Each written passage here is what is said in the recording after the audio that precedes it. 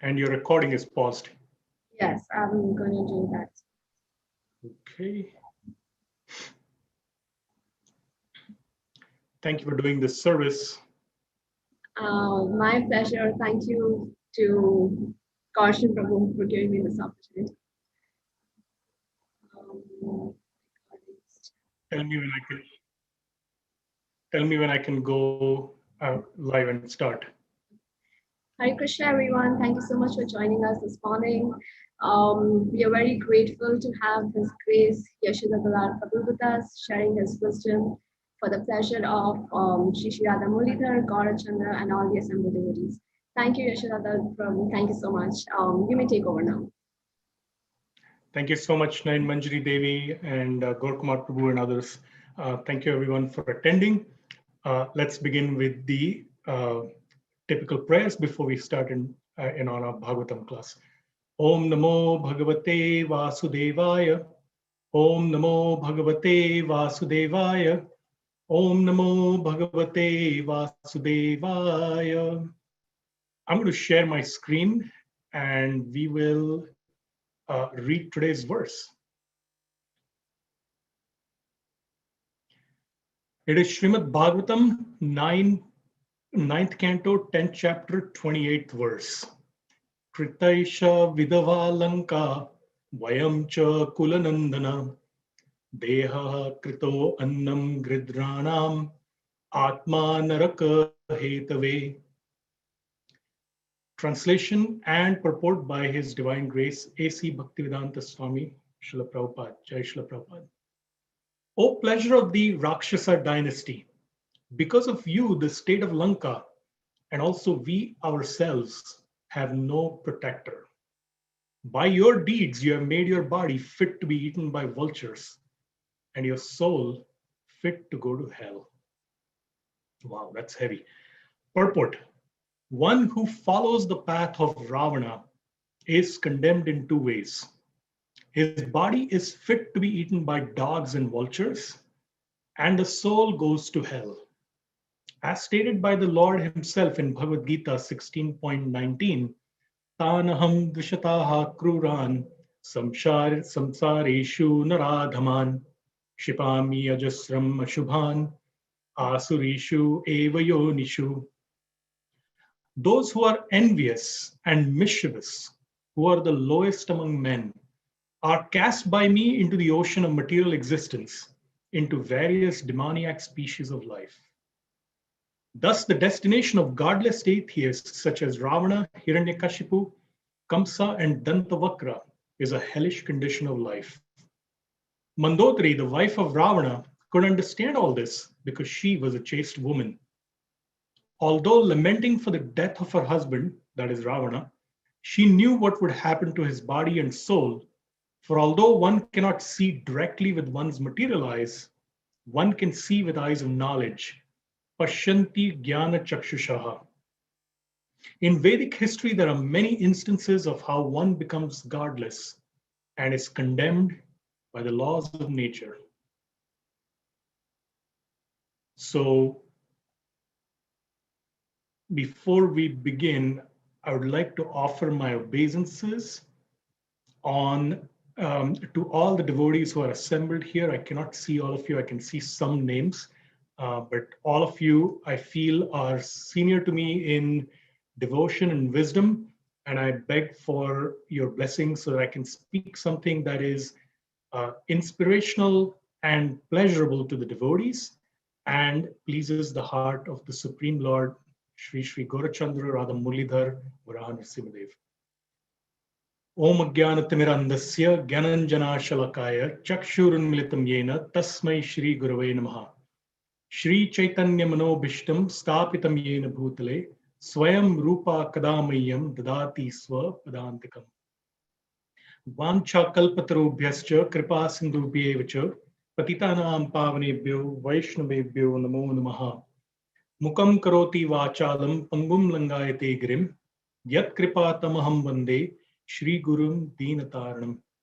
Nama Om Vishnupadaya Krishna Prishtaya Bhutale Shrimate Bhaktivedanta Swaminiti Namine.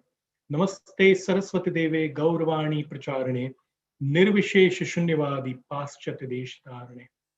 Jai Shri Krishna Chaitanya Prabhu Nityananda Shri Advaita Shri Gadadhar Shivasadi Gaur Bhakta Vrinda. Hare Krishna Krishna Krishna Hare Hare. Hare Rama Rama Rama Hare Hare. Again, beg for everyone's blessings. I do not, because of I can only see one screen. I don't know if Adi Purusha Prabhu and Arjuna Prabhu are here, but I offer my respectful obeisances to them, senior devotees in our community, and beg for their blessings as well. So this verse that we read today, there could be a whole seminar that is spoken about that verse from the Bhagavatam, and also the Bhagavad Gita verse and the concepts that were quoted in the purport. You see, envy of Krishna's position as the sole enjoyer is the cause of our continued stay in this world of repeated birth and death. The purport to Srimad Bhagavatam 11.18.20 declares, one who is envious of the Lord and his devotees becomes attracted to bad association, gradually loses control of the senses, and falls down into the network of impious life. The innumerable varieties of non-devotees are like branches sprouting from the single tree of enviousness of the Supreme Lord Krishna, and their association should be given up by all means. I found this statement very powerful. The innumerable varieties of non-devotees, that is, people who are opposed to devotional service or bhakti, are like branches sprouting from one single tree. And what is that tree? It's the tree of enviousness of the Supreme Lord Krishna. And their association, the association of such people who are opposed to bhakti, should be given up by all means. The opposite is also true. As spiritual seekers, we should search for opportunities to associate with those who are in love with the Supreme Lord Krishna and seek only to serve him and his devotees. This association can be in person and also through books or hearing or virtual like we have right now. When Mahaprabhu Sri Gaurachandra was in Vrindavan, he met a Brahmin who was a disciple of his guru's guru, Srila Madhavendra Puri. Lord Chaitanya happily accepted food that was cooked by this Brahmin, who began to glorify him as the Supreme Lord. Mahaprabhu's response to this Brahmin was instructive. It is detailed in Madhya Leela chapter 17 of Chaitanya Charitamrita, verses 184 to 186. Sri Chaitanya pointed out that the various scriptures and even great sages are not always in agreement with one another. And thus, there are different religious principles. There are arguments about what is right and what is prescribed by the different scriptures. A devotee's behavior, Mahaprabhu says, establishes the true purpose of religious principles. He also says that the solid truth of religious principles is hidden in the heart of an unadulterated, self-realized person. Consequently, as the Shastras confirm, one should accept whatever progressive path the Mahajans advocate. Mahajans are great souls. And he quotes, Mahajano yena gathasa pantaha. But then a question might arise, how would we know what path a Mahajan of spiritually great soul is advocating? And the answer is by hearing about her or him from authorized scriptures and from the mouths of pure devotees, or those who repeat the words of pure devotees without adulteration. Today is the day that two great souls disappeared from our mundane vision. With your permission and blessings, I would like to speak about them briefly in the next half hour or so. One lived about 500 years ago, and one more recently. So let's begin with the one who lived more than 500 years ago. Srila Sanatan Goswami. He's one of the 6 Goswamis whose painting we have on the altar of every ISKCON temple and in devotees' homes on their altars. We have the 6 Goswamis. Sanatan Goswami and his brother Rupa were among the leaders of the devotees in Vrindavan at the time that Sri Chaitanya Mahaprabhu was displaying his divine pastimes in Jagannath Puri and other places. Both these brothers, Sanatan and Rupa, were extraordinarily qualified in the material sense. And later we will see how they were qualified in a spiritual sense. Amar Dev and his younger brother Santosh Dev were born into highly cultured, royal Saraswat Brahmin families from Karnataka who had settled in the Odisha, Bengal area. Their qualifications attracted the attention of the Muslim king of Bengal, Nawab Hussain Shah, who forced them to serve in his kingdom. Amar, the elder brother, became known as Sakar Malik, and he rose to become the prime minister and right-hand man of King Hussain Shah. The younger brother, Santosh, was called Dabir Khas. They both had extraordinary power and wealth.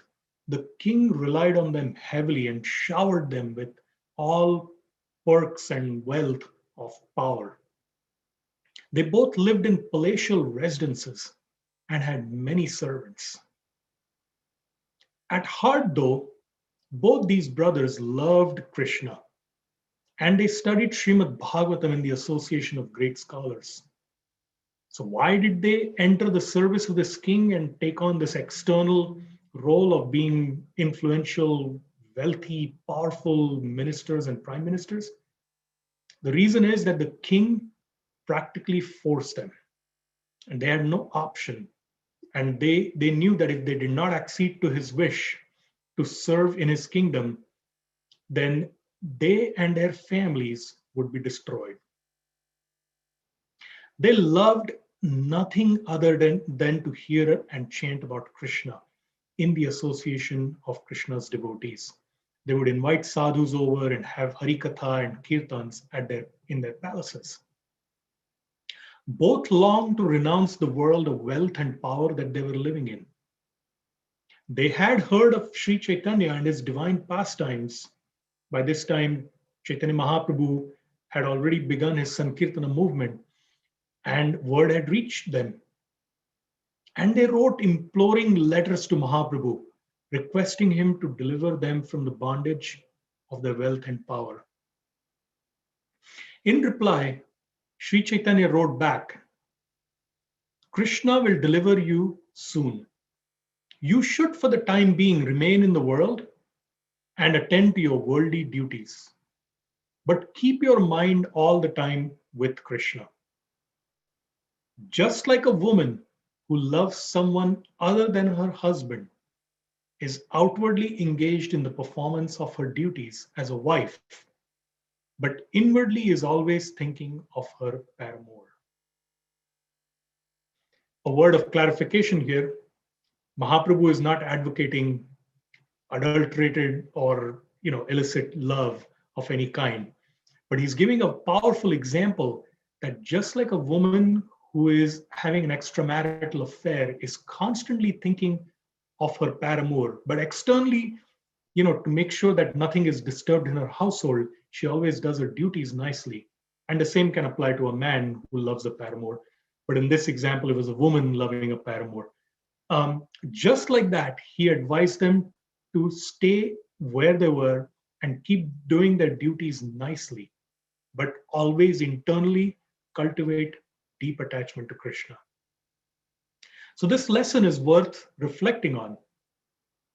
If you read Chaitanya Charitamrita, you'll see that Mahaprabhu Sri Gaurachandra gave somewhat similar advice to the Kurma Brahmin and numerous others on his South India tour when they wanted to give everything up and simply follow him everywhere, serve him and be with him. The lesson for us is this.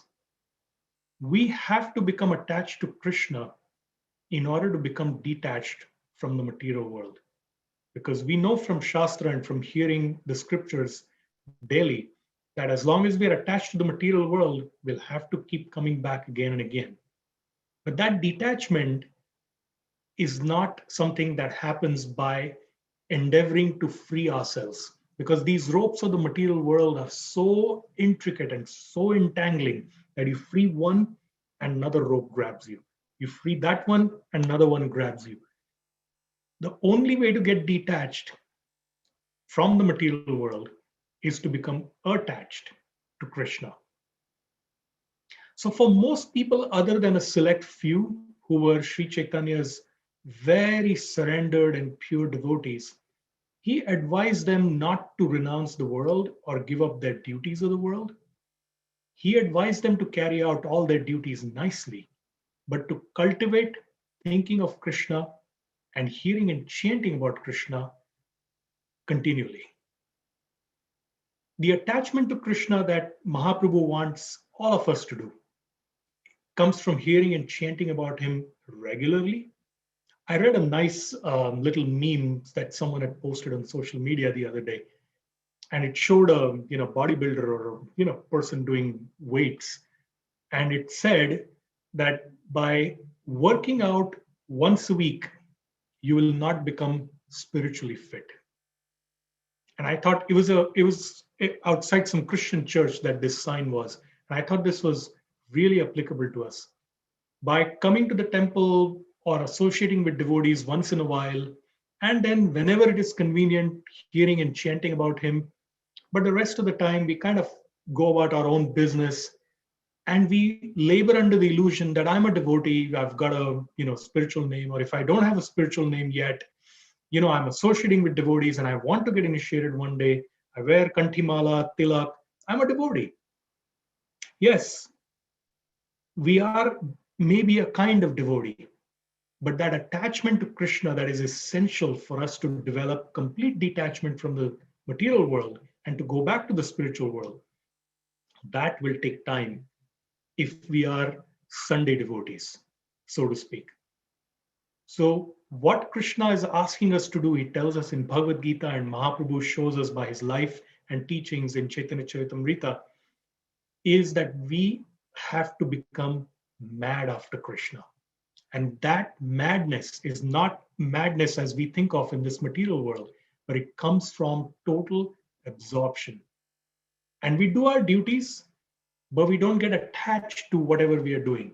We get attached solely to Krishna and we pray. We associate with devotees who have great love for Krishna. We do service with them. We tolerate whatever differences we have and the arguments and sometimes hurtful things that we may experience because other devotees might be like us, conditioned in some way and might hurt us, but we stick to the process. And that attachment we see from repeated examples in the Shastras and from the teachings and assurances of Srila Prabhupada and other great souls. That attachment to Krishna will come.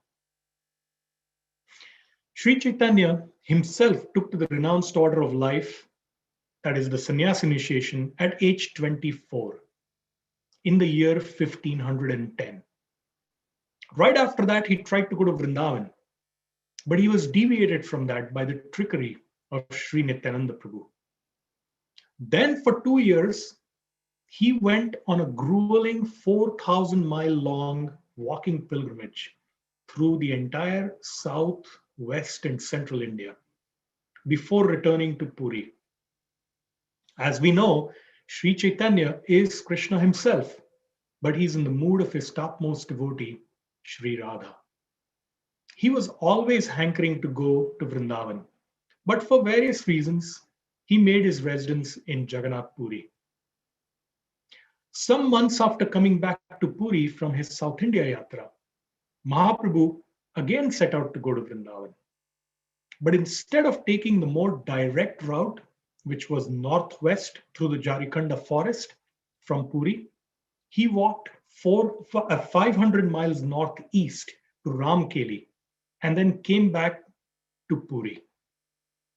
I want to show you that map of where Mahaprabhu went. it's quite interesting because I love geography. So if you'll pardon me, I will show you this. You see, this is the map. If you're in Puri down here, this is the map of how you go to Vrindavan. But I cannot see the top. Okay, here we go. Mahaprabhu walked 500 miles this way to Ramkeli. So instead of going this way, instead of going northwest, he went way out of his way to go to Ramkeli.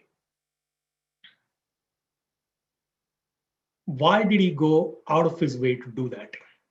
Because the time had come for him to meet with the two brothers who were his eternal associates, Amar and Santosh, or Dabir Khas and Sakar Malik, or Sakar Malik and Dabir Khas, respectively. When he arrived in Ramkeli, Sakar Malik and Dabir Khas came to meet Sri Chaitanya. But they had to come disguised as two poor men. They couldn't come as the prime minister and the finance minister. They fell down at Mahaprabhu's lotus feet and they begged him to deliver them from the bondage of this world. Mahaprabhu replied, "Do not worry. Krishna will show mercy on you. You are his eternal servants. He will soon accept you in his service. From now on, Amar or Sakar Malik, you will be known as Sanatan, and Santosh or Dabir Khas, you will be known as Rupa." Mahaprabhu came back from his 500-mile one-way journey. He came back to Puri that time without trying to further go to Vrindavan on that trip. He went some time later and he spent some time in Vrindavan. So the devotees who were traveling with Chaitanya Mahaprabhu were struck with wonder about who this Sanatan and Rupa were. They heard Mahaprabhu say that they were Krishna's eternal servants. That meant they were Mahaprabhu's eternal servants. But why did he, the master, Sri Chaitanya, take so much trouble for his servants? Is it not the etiquette for the servant to go to the master and not the master to go to the servant? The relationship between Krishna and his devotees is not like an ordinary master and servant. The great teachers in our line explain that the force and purity of love that pure devotees feel for Krishna forcibly attracts him to them. Krishna hankers for the love of his devotee as much as the devotee hankers to serve Krishna with love. So it is that Krishna goes to his devotee not just to shower his mercy upon them, but to fulfill his own desire to see them. We see that with this pastime here of Mahaprabhu going to see Sanatan and Rupa Goswamis. We also see it in the pastime where Krishna went to Dhruva Maharaj in Madhuvan when little Dhruva, 5-year-old Dhruva, was meditating and had perfected his austerities and meditation. Krishna went to give him darshan in Madhuvan, not only to give Dhruva his darshan, but to take Dhruva's darshan and to feel gladdened in his heart. Thus it is that in Jagannath Puri, when Sri Chaitanya would go to Gadadhar Pandit's house and hear him recite Srimad Bhagavatam every day, Mahaprabhu would make Gadadhar recite the pastime of Dhruva Maharaj and Prahlad Maharaj over and over again every day, relishing meeting with them, his own devotees, in his heart again and again through this hearing. Back to Rupa and Sanatan Goswamis. After this meeting with Mahaprabhu, the two brothers made their escape from the service of the Muslim king. Rupa went first, having resigned and distributed his vast wealth to family, Brahmins, and Vaishnavas. He also kept 10,000 solid gold coins for use by his brother Sanatan. He deposited them with a trusted merchant, a friend of theirs. Why? So that Sanatan, if need be, could use them to secure his release from the king's service and escape. King Hussein Shah was even more attached to Sanatan, who was the prime minister. The kingdom was beset by enemies at the border, and he wanted Sanatan at his side to help fight them off. But Sanatan told him, I now know no other master than Krishna. So the king had Sanatan temporarily thrown into prison to rectify this desire to leave his service. But Sanatan, by this time, he had had enough. He bribed the prison guard and escaped from there. He was dressed as a penniless Muslim dervish or mendicant, and he traveled along untraveled roads because he knew that if he went by the main roads, there might be soldiers coming after him to search for him. So he went through the forests and the mountains to travel to the holy city of Varanasi, where he had learned that Sri Chaitanya was staying in the house of Chandrasekhar Acharya. Sanatan reached Chandrasekhar's house and stopped outside the door.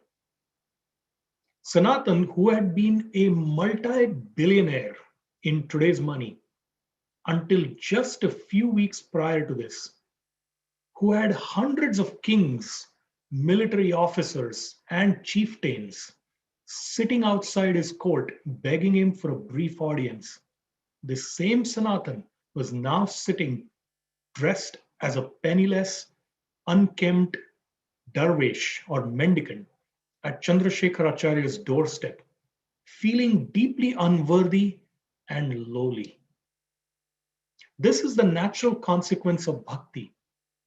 One who is completely and purely in love with Krishna thinks of oneself as completely unworthy of that love.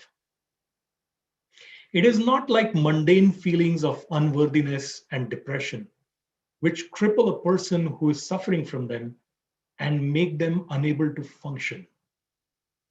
On the contrary, a pure devotee feels herself or himself completely dependent on Krishna and totally unworthy of his love.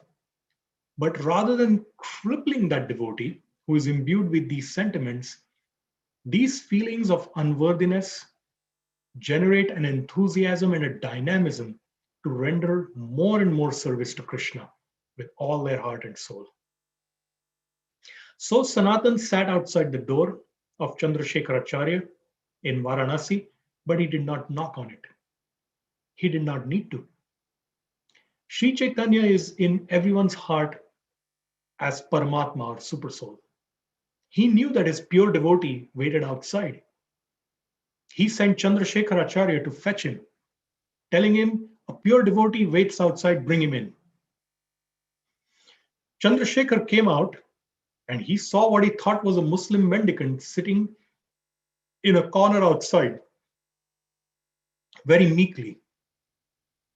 He went and told Mahaprabhu that the Lord asked Chandrasekhar to bring in this mendicant. And they came into the courtyard, still outside the house, but inside the front door. Mahaprabhu then came to the courtyard to see Sanatan and folded him in his embrace. The Lord glorified Sanatan as a pure devotee whose presence purifies even places of pilgrimage. He was quoting Yudhishthir Maharaj from Srimad Bhagavatam, first canto. He described that glorifying a Vaishnava like Sanatan is the purpose of the tongue and the perfection of all activities of the senses. So by hearing and chanting about Sanatan, we are actually fulfilling the purpose of our tongue and of our ears. The Lord went on to describe that all respect must be accorded to pure devotees and quoted Krishna as saying that such devotees are as worshipable as the Lord himself. Sanatan stayed for 2 months in Varanasi and spent all his waking hours with Lord Chaitanya. Mahaprabhu instructed him on the teachings of pure Bhagavad Dharma and Vaishnavism. These teachings span several hundred verses across 5 chapters of Chaitanya Charitamrita, Madhya Lila. They're chapters 20 to 24. They're very deep chapters. After teaching him for 2 months, Lord Sri Chaitanya Mahaprabhu told Sanatan to go to Vrindavan and gave him 4 important duties to perform. The first was, along with Rupa, whom he had instructed similarly, rediscover the lost holy places connected with the pastimes of Sri Krishna in Vrindavan, at that time 4,500 years ago. Establish the doctrine of pure, unalloyed devotional service to Krishna, Shuddha Bhakti. The third task that he gave Sanatan was install Krishna Vigrahas, or deities of Krishna. And a fourth was write a code book of conduct for Vaishnavas to follow based on all the Vedic scriptures. So that could become like a guidebook for Vaishnavas to follow, and write other books of bhakti. Sanatan did all this. It is impossible to summarize the life and glories of this exalted saint in even many hours and days, what to speak of some minutes. But suffice it to say here that Sanatan did all this. He became among the foremost scholars in the land and wrote several books on bhakti. Among the most important are Brihad Bhagavatamrita, which contains the distilled essence of the entire Srimad Bhagavatam. Srimad Bhagavatam has 18,000 verses. Brihad Bhagavatamrita condenses them into 2,514, which is almost exactly 14% of the Srimad Bhagavatam's volume. Brihad Bhagavatamrita is pure nectar. Srimad Bhagavatam is pure nectar, and Brihad Bhagavatamrita is distilled pure nectar. Krishnadas Kaviraj Goswami says in Adi Leela in the beginning that true eloquence is truth spoken concisely. So if someone really understands something, they can compress it into the least number of words and speak them really crisply and eloquently, and that's eloquence, as per Krishnadas Kaviraj Goswami. So you can see Bhagavatam is already the condensed version of the Vedas, which are hundreds of thousands of verses, and the Brihad Bhagavatamrita is the condensed version of Srimad Bhagavatam. So how powerful is Sanatan Goswami and his intellect and his empowerment? Another most important book that Sanatan wrote is Hari Bhakti Vilas, which is the guidebook that I referred to earlier. It sets out detailed guidance for Vaishnava behavior and rituals. He co-wrote that with Gopal Bhatta, who is also credited for writing that. Sanatan Goswami's spiritual practice was deeply focused, and he was completely renounced. He wandered all over Vrindavan every day. He was constantly absorbed in chanting Krishna's holy names or finding the lost holy places of Krishna's pastimes. He spent many decades in Vrindavan, happily absorbed in his service to Lord Chaitanya and Lord Krishna. At the same time, he endeared himself to the villagers all over Vrindavan. They would come to him for advice. They would love it when Sanatan went into their village and they could serve him and they could hear from him. They would ask him to bless their families, and they would come to him with their disputes, and anything that he resolved was accepted completely by both parties. As part of his daily strict sadhana or spiritual practice, Sanatan would circumambulate Govardhan daily. This is a walk of 22 kilometers, yeah? Those of us who have gone on Govardhan, we know it can be quite hard. Sometimes it's really hot. He would do this every day. And he kept this up well into old age. Some accounts of his life, they talk about his having lived to past 90. So he would do this Govardhan Parikrama well into his old age, until he was so old, finally Krishna himself appeared in front of him and begged him to stop. He said, "You're so old, Baba. Why are you doing this Govardhan Parikrama? You've done it for your entire lifetime. Krishna is pleased with you." Krishna came as a little boy, charming boy. But Sanatan said, no, I've taken a vow, and spiritual practices cannot be stopped because they are inconvenient. And then Krishna revealed himself and he personally stepped on a Govardhan Shila, on a rock from Govardhan, and gave that Shila with the imprint of his lotus foot on it to Sanatan. And he told him, circumambulate this little stone every day, and it'll be the same as circumambulating Govardhan. You can still do that. You can see that stone by his Bhajan Kutir near Radha Madan Mohan temple in Vrindavan, and you can do that circumambulation yourself. At times, Sanatan would be so absorbed in his sadhana that he would forget to eat or drink. And then Krishna would personally bring him milk for his sustenance, appearing as a most charming little cowherd boy. You see, this is, Krishna doing this for his pure devotee. But I take great solace from a purport that Srila Prabhupada wrote in Adi Leela. I think it's chapter 2, verse 10. It's in that chapter 2:10, Adi Leela, where Prabhupada says that just as a king personally takes care only of his family, his immediate family, sons and daughters, wife, but leaves the administration of the kingdom and the welfare of his citizens to the administrative machinery, Krishna personally takes care of his devotees and leaves the administration of the well-being of other living beings to his energies. And Prabhupada does not say just pure devotees in that purport. He says devotees. So even us who are aspiring, someone as basic or beginner as me, even I can take solace that Krishna takes care of us personally. Everything that happens in a devotee's life is meant for us to come closer to Krishna. And if we remember this purport, we will always have hope in our heart and we will never lose faith. We will never lose hope, no matter what happens to us. Also well known in Sanatan's life are the incidents where the deity of Madan Mohan would regularly speak with Sanatan Goswami and have conversations just like we have conversations. Radha Madan Mohan are the worshipable deities of Srila Sanatan Goswami. Before I go to the other great teacher whose disappearance day is also today, I would like to tell one pastime, one other incident in Sanatan's life. So, approximately a year after arriving in Vrindavan, Sanatan became restless in separation from Sri Chaitanya. Besides, the Lord had told him when he left him in Varanasi, come to Nilachal sometime. So, Sanatan Goswami traveled from Vrindavan to Puri, and we saw that map, yeah? It's a distance of 1,000 miles southeast from Vrindavan on foot. Along the way, he traversed the dense forests of Jarikhanda.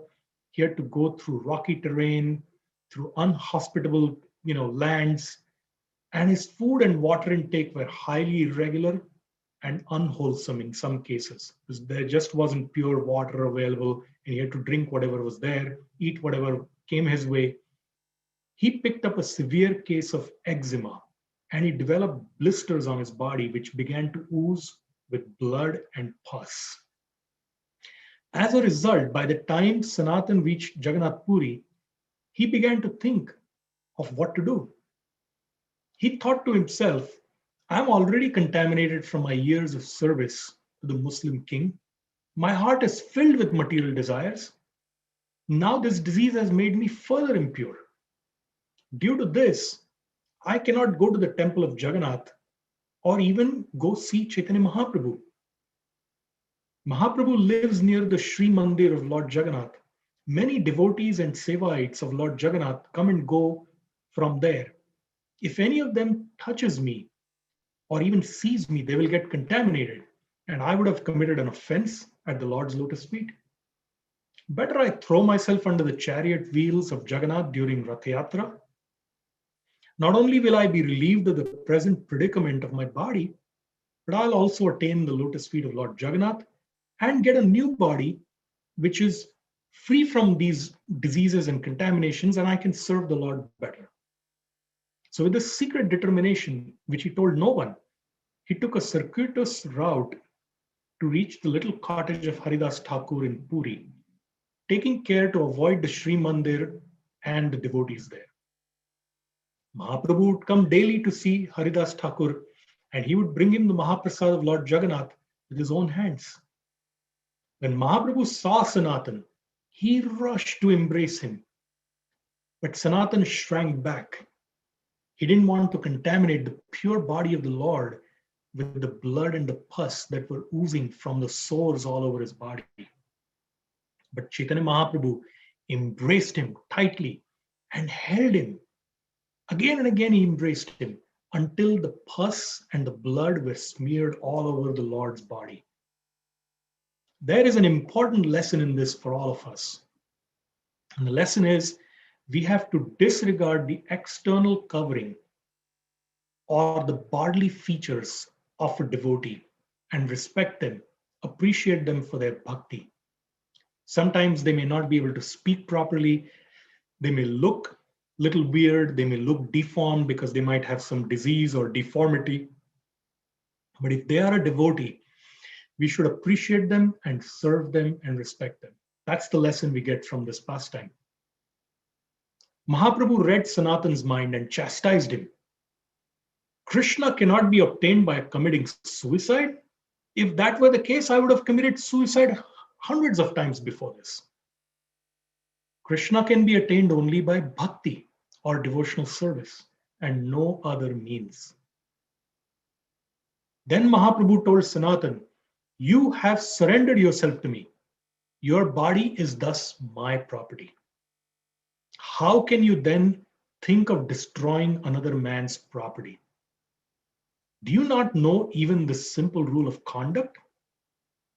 Your body is an instrument through which I want to accomplish so many things, and you want to destroy it? Sanatan felt ashamed and gave up this idea of giving up his life. And it's described sometime later, he did get relieved of the eczema and the oozing blood and pus.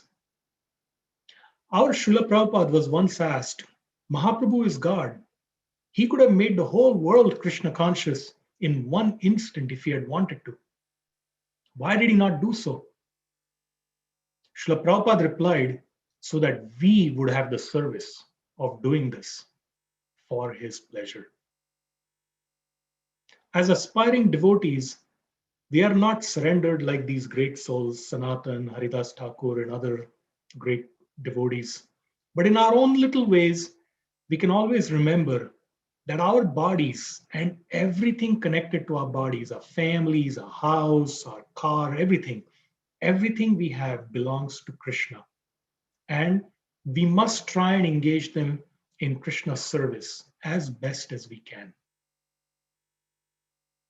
This brings me to honoring and remembering another great teacher who disappeared from our vision on this day 1 year ago. That is His Holiness Bhakti Charu Swami. He was a very special soul who was marked out for great things from the earliest days of his joining Srila Prabhupada's movement. With your permission, I would like to spend the next 5 to 7 minutes talking about him. Bhakti Charu Swami was born in 1945 and his name was Kishore. He was born into an aristocratic Bengali family. At the age of 25, he left India for Germany in 1970 for higher studies in chemistry. He was also interested in searching for the vast truths that were contained in the ancient scriptures, and he was studying from a variety of scriptures, the Bible and other world scriptures. In 1976, he was given a copy of Srila Rupa Goswami's Bhakti Rasamrita Sindhu, or the Nectar of Devotion, which Srila Prabhupada expertly summarized in English. When he visited an ISKCON temple with an old friend of his who had become a devotee by that time. Reading that book led the young man, whose name was Kishore, as I said, to try and meet Srila Prabhupada, which he did in January of 1977 at Kumbh Mela in Prayag. Just as Srila Bhakti Siddhanta Saraswati Goswami instructed our Srila Prabhupada at their first meeting to write books on Krishna Bhakti, in the English language and to propagate these teachings in the West. Similarly, Srila Prabhupada, in the first meeting with this young man, instructed him to translate all his books into Bengali. Now, you see, translation work is not just, looking at a book and word by word saying this is English, this is Bengali. You really have to understand what the author is saying and then translate it, because language to language, there are differences in nuances and how things are expressed. So this was a monumental task that Srila Prabhupada gave to this young man. Soon after that, he also asked this young man, Kishore, to become his personal secretary and to cook for him, along with 2 or 3 other devotees who were engaged in similar services. Srila Prabhupada gave him both initiations, the Harinam Diksha or first initiation and the Brahman Diksha or second initiation, at the same time within 2 months of getting to know him. This was during the Gaur Purnima festival in Sridham Mayapur in March of 1977. They had known each other for a scant few weeks by then. And Prabhupada gave him the name Khirchor Gopinath Das. Just 3 months later, on the day of Snan Yatra in Vrindavan, Srila Prabhupada initiated him into the sannyas or renounced order of life in 1977, in August. And he changed Khirchor Gopinath Das's name to Bhakti Charu Swami. Bhakti Charu Swami was about 32 years old at that time. And externally, he was very much a newbie. He was a new devotee, just a few months old. So some of the senior devotees at that time, some of the Swamis who were in Prabhupada's movement from the very beginning, they had been around for 12 years, 13 years, like that. They protested to Srila Prabhupada that this might be too soon. This Kishore has been a devotee for hardly a few weeks. Now you're giving him sannyas? Srila Prabhupada silenced them by saying that this so-called new devotee had been a devotee for many, many lifetimes. Some few, he told these devotees, have come to bhakti only in this lifetime. Srila Prabhupada also said of Bhakti Charu Swami that if he ever fell down, because these devotees, they were expressing their concern, they were not, coming from a bad place. They were just saying maybe it's too soon and he might fall down. And Srila Prabhupada said that if he ever falls down, he will fall to the mode of goodness. And of course, he never fell down. He just went to greater and greater heights in his service and in his devotion. Bhakti Charu Swami rendered many, many services to Srila Prabhupada, including serving him personally in the final few months of his manifest presence on earth. Prabhupada loved and trusted Bhakti Charu Swami. Maharaj wrote a most spectacular book of Srila Prabhupada's pastimes that he saw personally. It's called The Ocean of Mercy. I highly recommend everyone get this book and read it. You'll be inspired and very deeply moved. Bhakti Charu Swami took on many responsibilities. Among them was accepting over 6,000 disciples around the world and caring for them spiritually. I've heard many devotees, including Prabhupada disciples, speak about how cultured and devotees his disciples are, which is a great reflection of how deeply Bhakti Charu Swami inspired them and continues to inspire them. We actually have 3 such in our Bhakti Center community. Yadunath Prabhu, then an old couple, Sham Hari Prabhu and his wife Premamai Devi, they're in their 80s and have done service for decades. And there are many more of his disciples here in New York and New Jersey, some of whom also come to the Bhakti Center from time to time. He set up a thriving community in Ujjain in India and also set up a farm community in DeLand, Florida. I'm probably pronouncing the name wrong. DeLand, D-E-L-A-N-D. He wanted to develop that community into a model of simple and sustainable living based on the highest spiritual values. Sadly, he contracted COVID last year and left soon after. His departure brought forth a united outpouring of grief and love from the entire worldwide community of Krishna devotees. You see, Bhakti Charu Swami accomplished a lot and did a lot of path-breaking service for Srila Prabhupada and for ISKCON. But beyond that, he was a humble, very deeply affectionate devotee who lived only to please his guru Srila Prabhupada and to please Krishna, and humbly served everyone who came into his life. Those of us who had even a little personal association with Bhakti Charu Swami still feel a gaping hole in our hearts. Anyone who entered his presence or heard him speak about Krishna or chanted with him felt an instant injection of affection and spiritual joy. I miss Bhakti Charu Swami very much. My Guru Maharaj, Radhanath Swami, was very deep friends with Bhakti Charu Swami, and they loved each other and served together. And I had some personal association, not a lot, but that personal association went very deep. So I miss him very much, and I very much wanted to speak about him today for my own purification. And also to remind ourselves that great saints and teachers are in our midst even today. Not just Swamis, but also devotees who look ordinary, like ordinary householders, men, women, even children. We have some exalted souls in this ISKCON movement of Srila Prabhupada. We should keep our eyes, ears, and hearts open to these great souls and serve these devotees in some way, hear from them. It'll be to our lasting benefit. I would like to end by showing just a couple of pictures of Bhakti Charu Swami with his Guru Maharaj, Srila Prabhupada. So this is His Holiness Bhakti Charu Swami. This is a picture from 1977, such a beautiful picture. Bhakti Charu Swami is right ahead of Srila Prabhupada in this picture. And then this picture, he's in the back here with his Guru, His Divine Grace, A.C. Bhaktivedanta Swami Srila Prabhupada. So today, on this day, the disappearance of Srila Sanatana Goswami and Srila Bhakti Charu Swami, it's also Guru Purnima when certain sampradayas, they come together to worship all the Gurujans. In our Vaishnava Sampradaya of, Chaitanya Mahaprabhu, this Gaudiya Vaishnava Sampradaya, we worship the Gurus on their individual appearance days, and we call that Vyas Puja.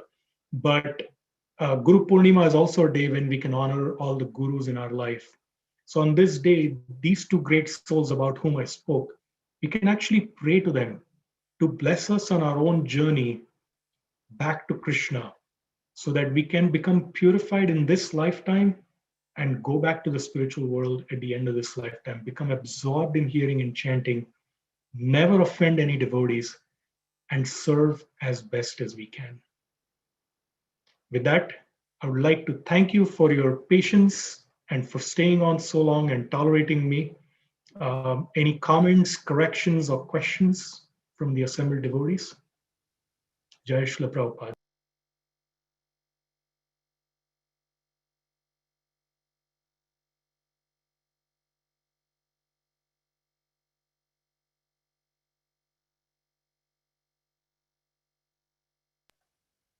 I guess there are no questions or comments today. So I don't know if that's because people are not able to unmute themselves or no, I think it's open to all. But thank you very much for your presence. Grantraj Srimad Bhagavatam ki jai, Srila Prabhupada ki jai, Srila Sanatana Goswami ki jai, His Holiness Bhakti Charu Swami ki jai, Nitai Gaur Bhakta Vrinda ki jai. Hare Krishna. Thank you for all the comments in Zoom. I appreciate it.